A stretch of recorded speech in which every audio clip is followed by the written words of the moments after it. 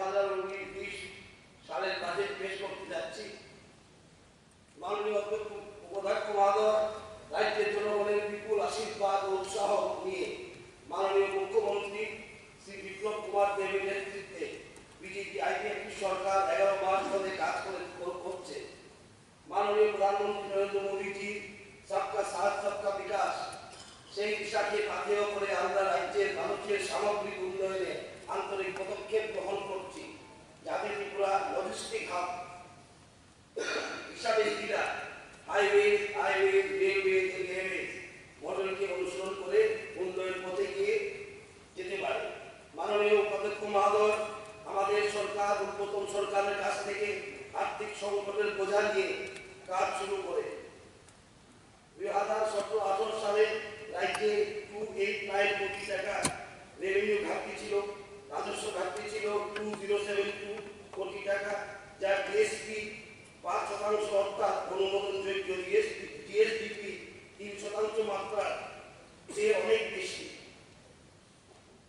মোট ঋণের পরিমাণ 12,900 কোটি টাকা ছাড়িয়ে গিয়েছিল। তাছাড়া বিভিন্ন অসমাপ্ত প্রকল্পের কারণেও বিপুল পরিমাণ দেনা হয়ে গিয়েছিল। তার সত্ত্বেও উপযুক্ত আর্থিক ব্যবস্থাপনার কারণে আমাদের সরকার উন্নয়ন প্রক্রিয়াকে চালু রাখতে পেরেছে। মাননীয় প্রধানমন্ত্রী নরেন্দ্র মোদীজির প্রতি আমাদের সরকারের গভীর কৃতজ্ঞতা জ্ঞাপন করছি। এইভাবে রাজ্য সরকার উন্নয়ন ও সুশাসনের লক্ষ্যে কেন্দ্রীয় সরকারের সাথে যেভাবে তাল মিলিয়ে কাজ করছে তাতে রাজ্য উপকৃত হচ্ছে। IMF 2018 এবং 2019 সালে বিশ্ব প্রবৃদ্ধির হার যথাক্রমে 3.7 এবং 3.5% দাঁড়াবে বলে অনুমান করেছিল। তার পরিবর্তে 2018-19 অর্থ বছরে ভারতীয় অর্থনীতির প্রবৃদ্ধি হার 7.2% দাঁড়াবে বলে আশা করা যাচ্ছে, অর্থাৎ বিগত বছরে 6.7% থেকে বেশি।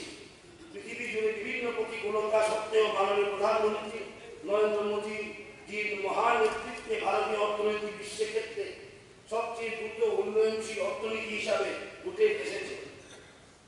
আমরা আশা করছি যে ত্রিপুরা প্রবৃদ্ধির হার জাতীয় প্রবৃদ্ধির হারের তুলনায় বেশি হবে এবং তা সম্ভব হবে ভারত সরকারের সহায়তা ও রাজ্য সরকারের সর্বরকম প্রচেষ্টার ফলে।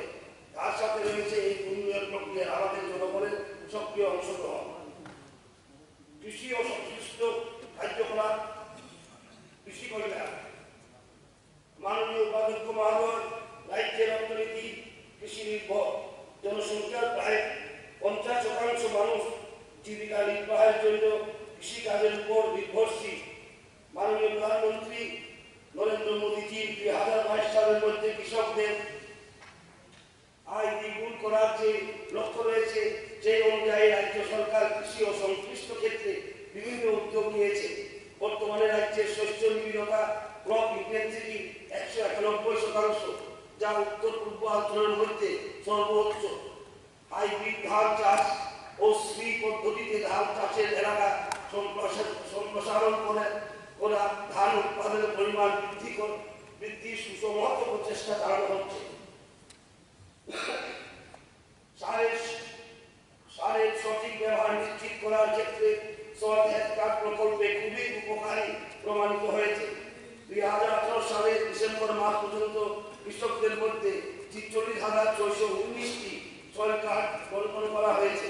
প্রধানমন্ত্রী ফসল বীমা যোজনার PMFBY আওতায় আরও বেশি সংখ্যক কৃষককে নিয়ে আসার লক্ষ্যে হাই রিস্ক জোন এলাকার কৃষকদের প্রিমিয়ামের বোঝা সরকার বহন করার সিদ্ধান্ত নিয়েছে।